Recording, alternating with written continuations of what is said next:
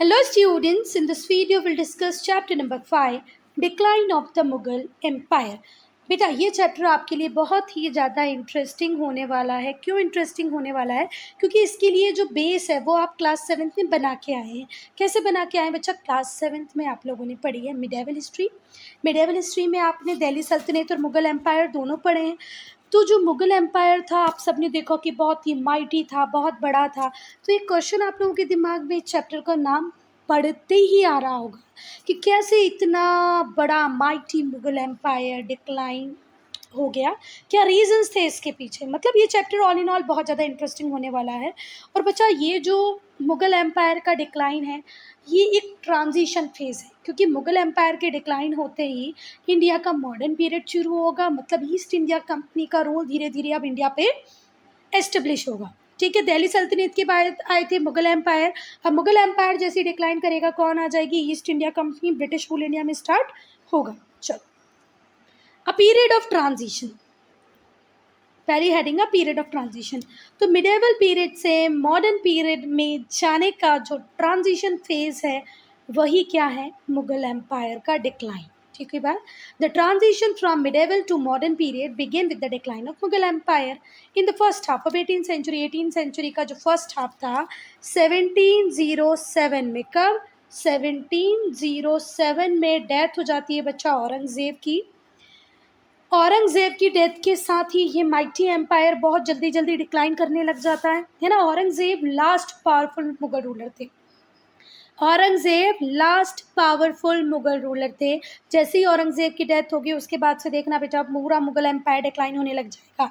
आई बात समझ में? और जब हम 18th सेंचुरी की बात करते हैं तो कौन से पीरियड की बात करें?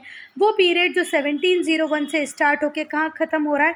1800 पे। 1701 से स्टार्ट होके कहाँ ख़त्म हो रहा है? 1800 पे। इस पीरियड को ही हम क्या कहते हैं बेटा? 18th century. तो 18th सेंचुरी की शुरुआत मतलब 1707 में जब औरंगज़ेब की होती है डेथ, तो यहीं से डिक्लाइन होने लग जाता है किसका? मुग़ल एम्पायर का। और इसी के बाद से जैसे ही ईस्ट इंडिया कंपनी को लगता है कि यार अब तो जो मुग़ल एम्पायर है वो वीक होने लग गया है, ये लोग अपना कॉन्क्वेस्ट प्लान करते हैं, इंडिया में टेरिटोरियल एक्सपांशन करते हैं, है ना।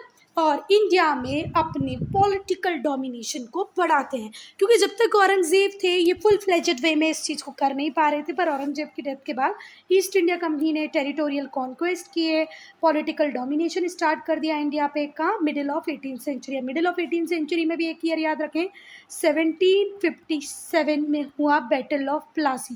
कौन सा battle? Battle of Plassey. Middle of 18th century, ये मिडिल ही है ना बिल्कुल। 1757 क्या हुआ? मिडिल। तो मिडिल ऑफ 18th सेंचुरी मतलब 1757 में होता है battle of Plassey. Battle of Plassey में सिराजुद्दौला की हार होती है, जो बंगाल के नवाब होते हैं। बंगाल के नवाब कौन थे? सिराजुद्दौला। इनकी हार होती है किससे? ब्रिटिश ईस्ट इंडिया कंपनी से। कुछ इश्यूज हो जाते हैं इन दोनों के बीच में, ब्रिटिश ईस्ट इंडिया कंपनी और सिराजुद्दौला के बीच में, और इस इशूज से लड़ाई इतनी बढ़ जाती है कि इन दोनों के बीच में लड़ाई होती है और हारते हैं सिराजुद्दौला, और बंगाल फाइनली किसके हाथों में आ जाता है? ब्रिटिश के हाथों में आ जाता है। तो यहीं से अब पॉलिटिकल डोमिनेशन शुरू होता है किसका? ब्रिटिश का। तो बेटा इंडिया में मॉडर्न पीरियड की शुरुआत कहाँ से मानी जाती है? मोस्ट ऑफ द हिस्टोरियन इसे मिड 18th सेंचुरी से मानते हैं। 1707 में जब औरंगज़ेब की डेथ हुई थी तब से मॉडर्न पीरियड की बिगनिंग को नहीं माना जाता है। कब से माना जाता है मॉडर्न पीरियड की बिगनिंग को? 1757 से, या mid of the 18th century से, जब जब जब बैटल ऑफ प्लासी जीता ब्रिटिशर्स ने और बंगाल का कंट्रोल ले लिया अपने हाथों में। During the first half of 18th century, 18th century की फर्स्ट हाफ में जो ग्रेट मुग़ल एम्पायर था वो डीके करने लग गया, सड़ने लग गया, गलने लग गया, डिसइंटीग्रेट हो गया, टूटने लग गया। ठीक है बात। हमेशा याद रखना बच्चा, जब आपकी सेंट्रल अथॉरिटी, जब आपकी कंट्री की सेंट्रल गवर्नमेंट, है ना, पावरफुल नहीं रहेगी तो हर तरफ एनार्की होगी। हर व्यक्ति चाहेगा मैं ज़्यादा पावरफुल, मैं ज़्यादा पावरफुल, मेरी चलनी चाहिए, मेरी चलनी चाहिए। तो सेंट्रल अथॉरिटी हमेशा मजबूत होनी चाहिए, नहीं तो कंट्री का डिसइंटीग्रेशन होना निश्चित ही है। तो बेटा जब सेंट्रल अथॉरिटी वीक होने लग गई, मुग़ल एम्पायर डीके होने लग गया, डिसइंटीग्रेट होने लग गया, तभी तो ब्रिटिशर्स ने बिल्कुल चारों तरफ देख के सोचा भैया अब तो इंडिया पे हमको कंट्रोल करना ही है। The Mughal Empire lost their power and glory, and their vast empire finally shrank to few square miles around Delhi. ठीक हुई बात।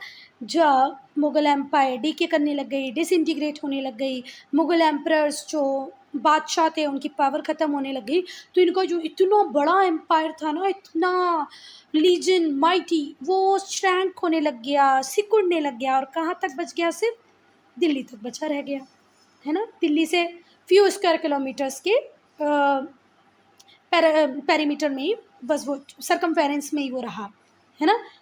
मतलब दिल्ली के आसपास ही रह गया, जबकि ये डेक्कन तक पहुंच गए थे। पर अब डेक्कन तक पहुंच गए थे मुगल्स, पर अब ये कहाँ तक सिमट के रह गए? सिर्फ दिल्ली के आसपास। पर बेटा ये सब अचानक से औरंगज़ेब की डेथ के बाद ही चालू नहीं हुआ। जो यूनिटी थी, जो स्टेबिलिटी थी मुग़ल एम्पायर की, वो शेकन करने लग गई थी, मतलब हिलने डुलने लग गई थी। कब से ही बच्चा? औरंगज़ेब ने 50 साल रूल किया। ये जो औरंगज़ेब की लॉन्ग रेन थी 50 ईयर की, इसी पर्टिकुलर टाइम में ही मुग़ल एम्पायर शेकन करने लग गया था, मतलब काँपने लग गया था, टूटने लग गया था। कैसे? देखो, अगर मैं अकबर की बात करूँ, शाहजहाँ की बात करूँ, जहाँगीर की बात करूँ, तो ये लोग एंटी हिंदू नहीं थे। आप एक हिंदू कंट्री को रूल कर रहे हो, तो क्या आप सक्सेसफुल होगे अगर आप एंटी हिंदू रहे तो? बिल्कुल नहीं। अकबर की पॉलिसीज़ बहुत ही प्रो हिंदू थी, प्रो राजपूत थी। राजपूत प्रिंसेस से उन्होंने खुद शादी की थी, बड़े-बड़े पोजीशंस दे रखी थी राजपूत्स को अपने कोर्ट में। पर औरंगज़ेब ऐसा नहीं था, ये एंटी हिंदू था। अब आप एंटी हिंदू बन के एक हिंदू कंट्री के ऊपर तो रूल कर नहीं सकते। तो औरंगज़ेब के टाइम से ही मराठाज़ औरंगज़ेब के खिलाफ हो गए, राजपूत औरंगज़ेब के खिलाफ हो गए। तो औरंगज़ेब के टाइम से, जो औरंगज़ेब की जो लॉन्ग रेन थी 50 साल की, उससे ही मुग़ल एम्पायर गड़बड़ डगमगाने लग गया था।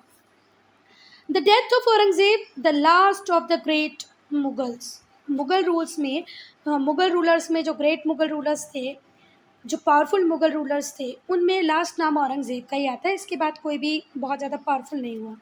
जैसे ही औरंगज़ेब की डेथ होती है तो वॉर ऑफ सक्सेशन स्टार्ट होता है।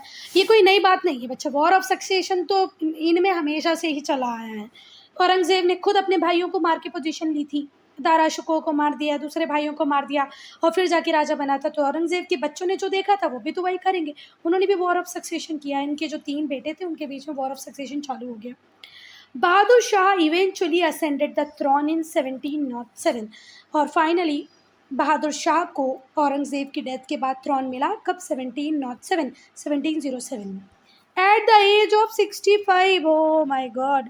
जब ये खुद 65 ईयर के हो गए थे, मतलब ये तो रिटायरमेंट की एज होती है। इस रिटायरमेंट की एज में बेचारे को क्या ही मिला? थ्रोन मिला। अच्छी बात तो नहीं है। अब उस राजा का हाल क्या होगा बेटा, जो रिटायरमेंट की एज में तो क्या ही बना है, राजा बना है। चलो अच्छा, दूसरी बात करते हैं। तो दूसरी इम्पॉर्टेंट बात ये है कि लेटर मुगल्स, बच्चा औरंगज़ेब को मुगल्स गिना गया और औरंगज़ेब के बाद जितने भी राजा आए उन्हें लेटर मुगल्स बोला गया। तो लेटर मुगल्स की लिस्ट में बहादुर शाह पहले थे। ठीक है बात। He became the first in the line of emperors refer to as later Mughals. अब अगर हम लेटर मुगल्स को पढ़ें तो पहले लेटर मुगल्स कौन होंगे बच्चा? पहले लेटर मुगल्स हैं बहादुर शाह, दूसरे हैं जहांगीर शाह, तीसरे हैं फ़र्रुख शियार, चौथे हैं मोहम्मद शाह, अहमद शाह, आलमगीरी 2, शाह आलम 2, अकबर 2, बहादुर शाह ज़फ़र। ये वही बहादुर शाह ज़फ़र हैं जो रिवोल्ट ऑफ 1857 में पार्ट लेंगे। फिर इन्हें रंगून भेज दिया जाएगा, म्यांमार, जहाँ पर इनकी डेथ हो जाएगी। ठीक है बात। तो फिर से एक बार पढ़ते हैं। औरंगज़ेब के बाद कौन आए? बहादुर शाह। कौन आए बेटा? बहादुर शाह, जहांगीर शाह, फ़र्रुख सियार, मोहम्मद शाह, अहमद शाह, आलमगीरी, शाह आलम 2, अकबर, और अकबर के बाद फिर बहादुर शाह ज़फ़र।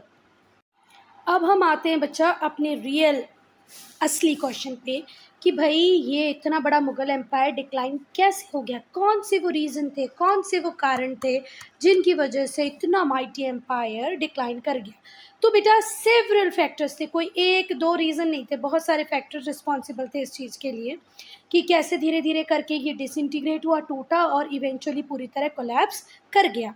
ठीक है? एक टाइम का पावरफुल माइटी मुग़ल एम्पायर पहले डिसइंटीग्रेट हुआ, फिर इवेंचुअली कोलैप्स कर गया। तो 1-2 कारण नहीं, बहुत सारे कारण इसके लिए ज़िम्मेदार थे। तो पहला जो रीज़न है वो है politics in Mughal court. Mughal का जो कोर्ट था उसमें पॉलिटिक्स इस तरीके से होने लगी कि ये one of the main reason बनी कोलैप्स का। देखो मुग़ल कोर्ट में 4 ग्रुप थे नॉवेल्स के, ईरानीज़, तुरानीज़, अफ़गान्स और हिंदुस्तानी। ये जो ईरानीज़ थे ये पर्शिया से थे, तुरानीज़ ट्रांज़ॉक्शिनिया से थे, अफ़गान्स जो थे ये रिवर इंडस के जो माउंटेनियस बॉर्डर रीजन से वहाँ से थे। तो जो मुग़ल कोर्ट था वो इन चारों में आपस में डिवाइडेड था।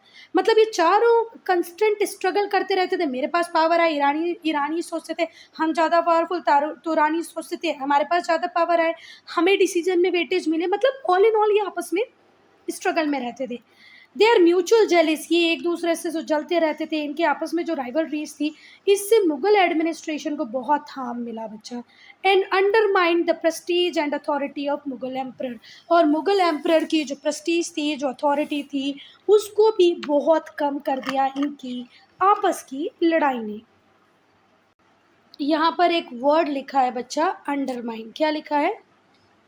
अंडरमाइन। कहाँ गया अंडरमाइन? इसका मतलब होता है वीक कर देना, है ना, टू मेक समथिंग वीक। तो मुग़ल एडमिनिस्ट्रेशन को वीक किया, इनकी प्रेस्टीज को, अथॉरिटी को कम किया। किसने?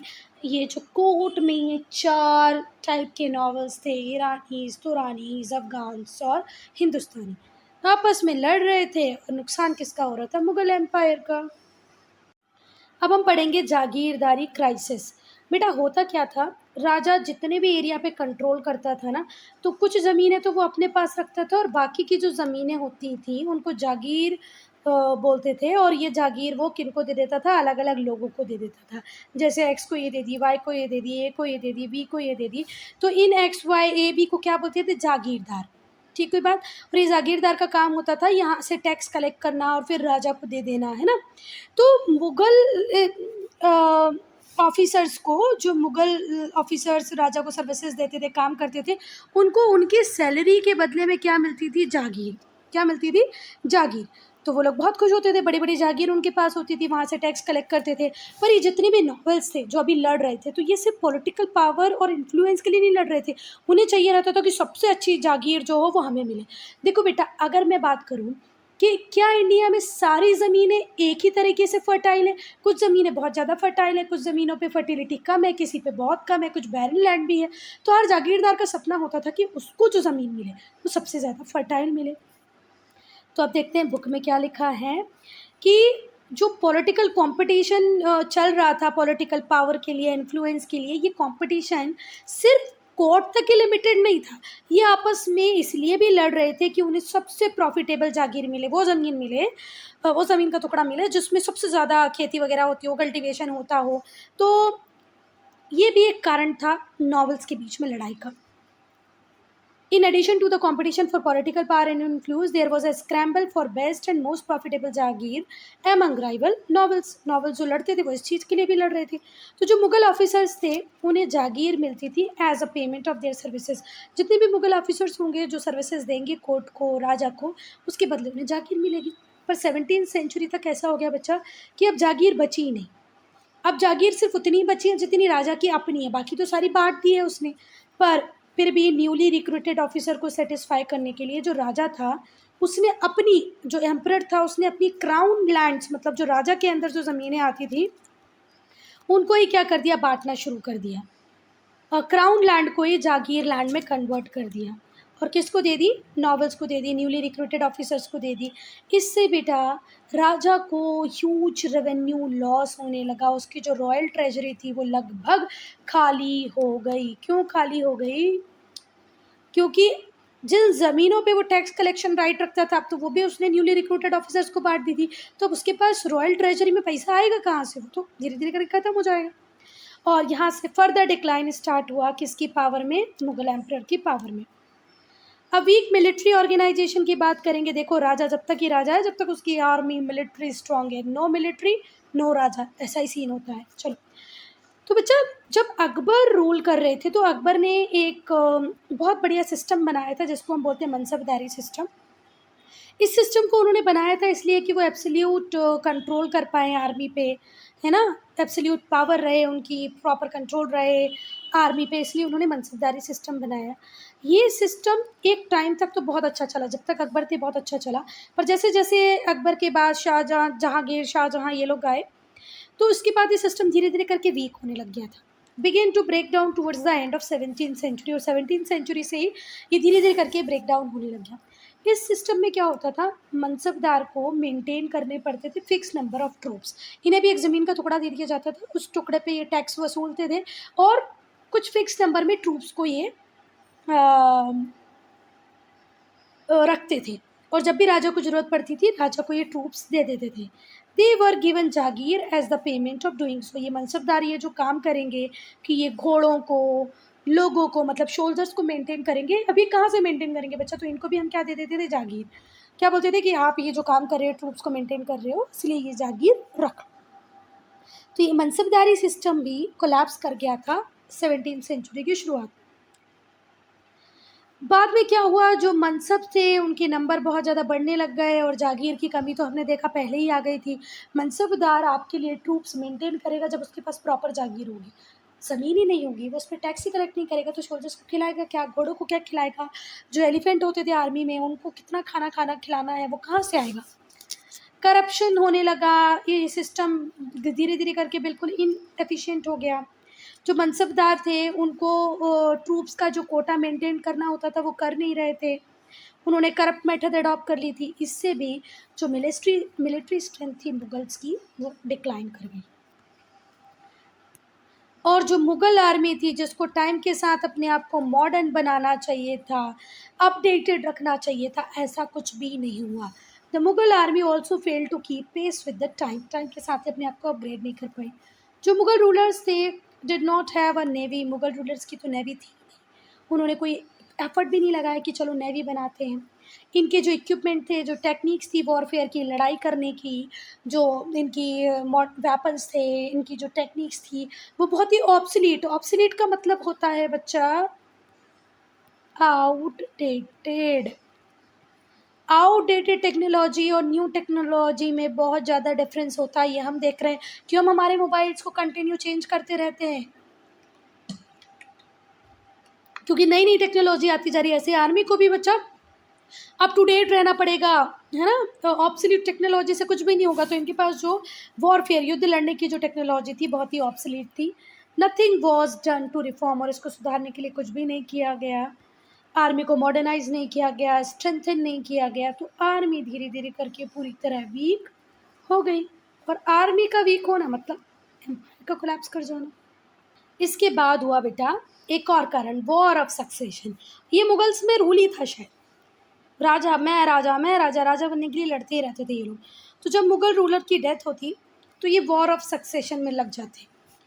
हर मुग़ल रूलर के बच्चे आपस में लड़ते, मैं राजा बनूंगा मैं राजा बनूंगा। और कई बार ऐसा होता कि अगर एक राजा बन भी जाता तो इसके जो दूसरे भाई होते हैं वाई जेड, ये कोशिश करते रहते कि कैसे इसको मारें, कैसे इससे एम्पायर को छीन ले।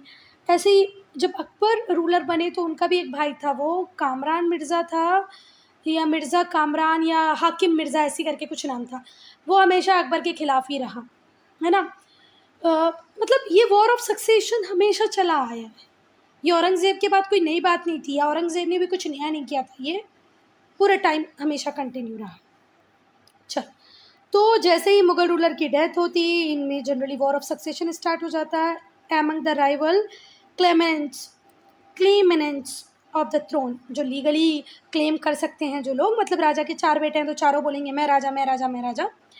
देखो हिंदूज़ में तो एक प्रथा थी कि जो सबसे बड़ा बेटा होगा वही राजा बनेगा, पर मुस्लिम्स में ऐसा नहीं था, इक्वल डिवीजन की बात थी। इसका भी एक सिस्टम होते हैं प्रो अरे प्रोमोजेनिचर ऐसे करके कुछ बोलते हैं। उस सिस्टम में क्या होता है, इक्वल डिवीजन होगा जितना भी आपके पास प्रॉपर्टी है। पर अब हिंदूज़ में तो क्या था बच्चा, जो राजा का सबसे बड़ा बेटा होगा वही क्या बन जाएगा, नया रूलर। पर राजा भी क्या करते थे, दुनिया भर की शादियां कर लेते, 3-4 शादियां कर लेते थे, एक रानी दूसरी रानी से जलती रहती थी।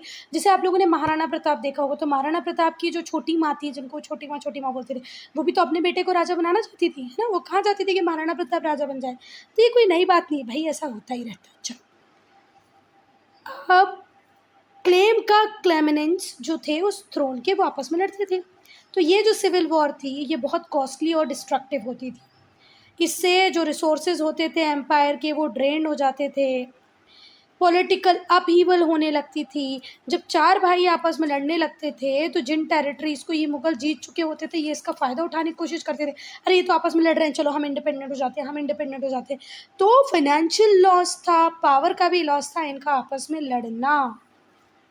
अब हम औरंगज़ेब की पॉलिसीज़ को देखेंगे कि ऐसी कैसी पॉलिसी औरंगज़ेब ने अडॉप्ट की कि इसके कितने 50 साल के रूल में मुग़ल एम्पायर शेकन करने लग गया, काँपने लग गया, टूटने लग गया। अब भैया औरंगज़ेब की पॉलिसी, औरंगज़ेब बहुत ज़्यादा सक्सेसफुल नहीं था एज़ अ एम्परर।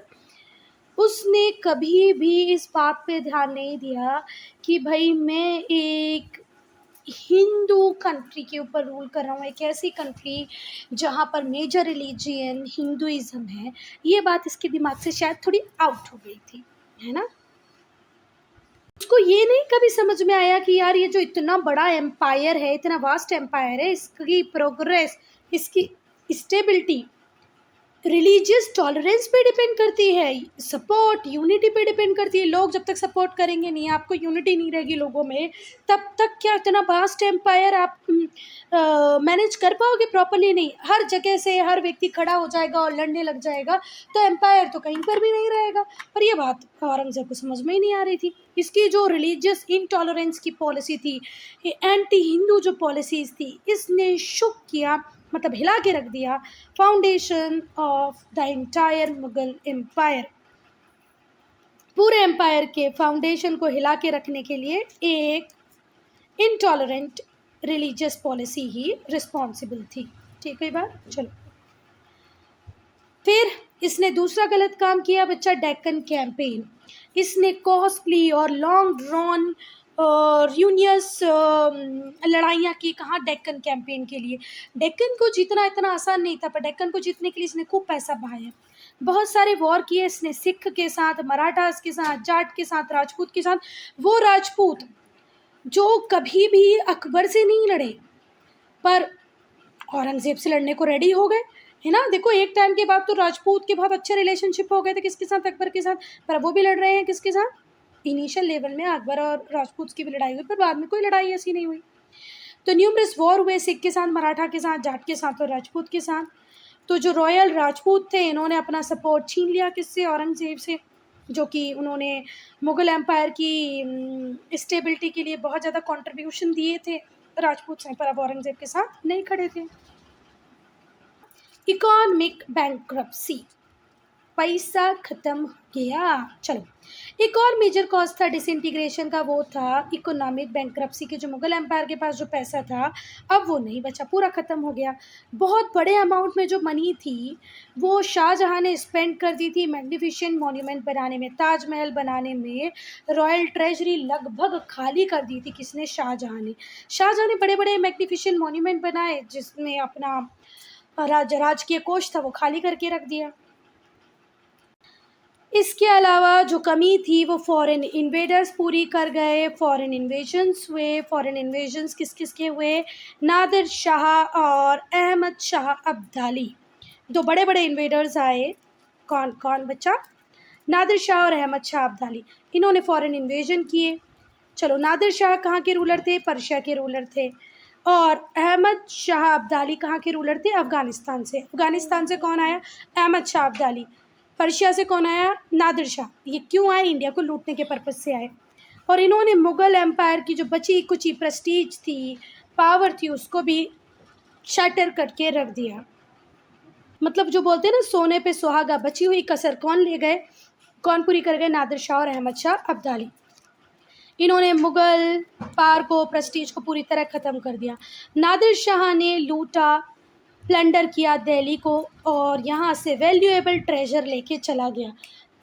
ठीक है, नादिर शाह ने पूरी तरीके से लूटा, लूटपाट मचाई दिल्ली में, और जो वैल्यूएबल ट्रेजर, जो यहाँ पे बहुत ही अच्छी चीज़ें थीं, वो सब लेके भाग गया। क्या-क्या लेके भागा? हमारा प्राइज़लेस कोहिनूर डायमंड, जो आज कहाँ पर है? यूके में है। हमारा कोहिनूर डायमंड ले गया, पीकॉक थ्रोन ले गया। ये पीकॉक थ्रोन भी ले गया, द कोहिनूर डायमंड भी ले गया। पीकॉक थ्रोन किसका था? शाहजहाँ का था। शाहजहाँ का पीकॉक थ्रोन ले गया और कोहिनूर डायमंड ले गया। तो पीकॉक थ्रोन किसका था? शाहजहाँ का था। ये भी ले गए नादिर शाह, कोहिनूर डायमंड ले गए। अहमद शाह अब्दाली ने तो इस तरीके से लूटा नदन इंडिया को रैपिटेडली, बार बार बार बार, कि पूरे एरिया को वो सिर्फ रियून मतलब टुकड़े टुकड़े छोड़ के गया बच्चा। इतनी तोड़ फोड़ की किसने? अहमद शाह अब्दाली ने। इसके बाद जो कारण है वो है वीक सक्सेशर्स। औरंगज़ेब ने रूल किया बहुत बड़े एम्पायर को, ठीक है, उसने आयरन हैंड कंट्रोल किया पूरे एम्पायर को, है ना, किसी की नहीं सुनता, अपने मन की करता, बिल्कुल आयरन हैंड कंट्रोल किया। इसके जो सक्सेसर थे वो प्लेजर लविंग थे, वीक थे, बस उनको लगता था जितना एम्पायर है ठीक है यार, हम तो बढ़िया लेकर पिए, नाच देखें, मतलब डांस देखते रहते थे, म्यूज़िक सुनते रहते थे, लिकर हुक्का वगैरह चलता रहता था उनका। वो प्लेजर लविंग थे, आराम का जीवन जीना चाहते थे, कोई कष्ट वो नहीं उठाना चाहते थे, अपने एम्पायर को एक्सपांड नहीं करना चाहते थे। तो वीक सक्सेसर होना भी एक बहुत ख़राब बात होती है बच्चा, नहीं होना चाहिए। वो इनएफिशिएंट भी थे, मतलब आकुशल भी थे।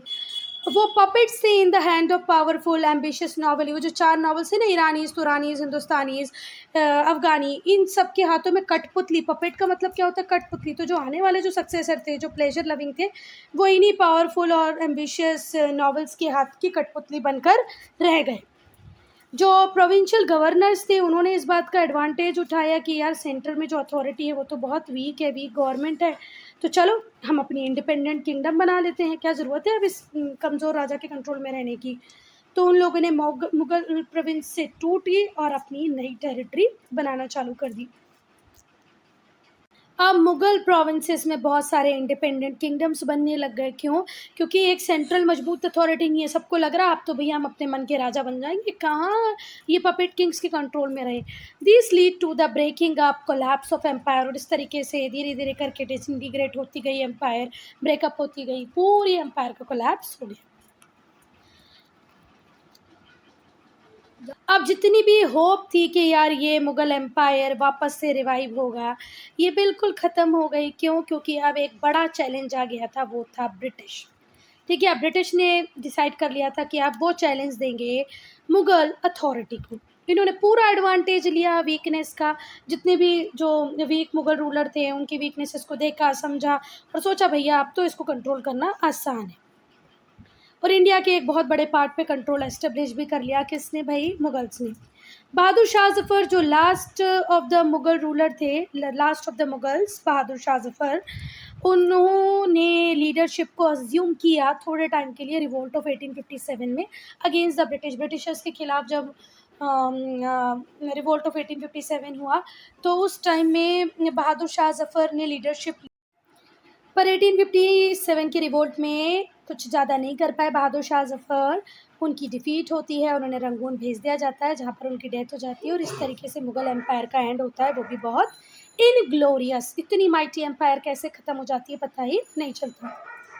अब हम देखेंगे डिड यू नो सेक्शन को। तो डिड यू नो सेक्शन हमें कोहिनूर डायमंड की कहानी सुनाता है। कोहिनूर जो डायमंड है बहुत वैल्यूएबल डायमंड है पूरे वर्ल्ड का। कोहिनूर का मतलब ही होता है माउंटेन ऑफ लाइट। पहले जो कोहिनूर डायमंड था वो इंडिया के डिफरेंट डिफरेंट रूलर्स को बिलोंग करता था, पर जब शाहजहाँ का रीन आया तो इसे पीकॉक थ्रोन के ऊपर लगा दिया गया। बाद में इसे नादिर शाह पर्शिया ले गए। कब ले गए? 1739 में। फिर बाद में इसे पंजाब ले आया गया वापस 1813 में। जो डिपोज रूलर थे अफ़गानिस्तान के, शाह सूजा दुरानी, उन्होंने इसको रंजीत सिंह को दे दिया। रंजीत सिंह कौन थे? Founder of Sikh empire. बाद में रंजीत सिंह ने बोला कि चलो तुमने हमें कोहिनूर दिया है ना, हम तुम्हारी मदद करेंगे अफ़गान का थ्रोन वापस लेने में। पर फाइनली फिर ब्रिटिश ने कोहिनूर डायमंड ले लिया जब उन्होंने पंजाब को जीता 1849 में। तो अब कोहिनूर किसके पास चला गया? ब्रिटेन के पास चला गया, ब्रिटिश के पास चला गया। Today it belongs to British royal family. आज ये किसकी अथॉरिटी, किसकी प्रॉपर्टी बन के रह गया है? ब्रिटिश रॉयल अथॉरिटी की। Is a part of crown jewel, और क्राउन ज्वेल का ये एक पार्ट है। जो मुग़ल एम्पायर है वो लगभग 3 सेंचुरीज़ तक चला, 300 साल रूल किया मुग़ल एम्पायर ने। Its decline in first half of 18th century led to intense rivalry among various ambitious power. पर जब मुग़ल एम्पायर डिक्लाइन कर रहा था ना बच्चा, तो ये कारण बना इंटेंस राइवलरी का। जो छोटे छोटे रूलर्स थे, छोटे छोटे किंगडम के, वो आपस में लड़ने लगे। अपने पॉलिटिकल एम्स को लेके, इस पॉलिटिकल वैक्यूम को फिल करने के लिए वो आपस में लड़ने लगे, मैं ज़्यादा पावरफुल तो तुम ज़्यादा पावरफुल। ये जो स्ट्रगल था वो एंड हुआ ब्रिटिश की विक्ट्री से, जिन्होंने आने वाले 200 साल इंडिया के ऊपर रूल किया। और यहीं से हम बोलते हैं कि बिगिनिंग होती है मॉडर्न पीरियड की। So student, I'm ending this video here. Only if you have any doubt, any problem, do write in comment section.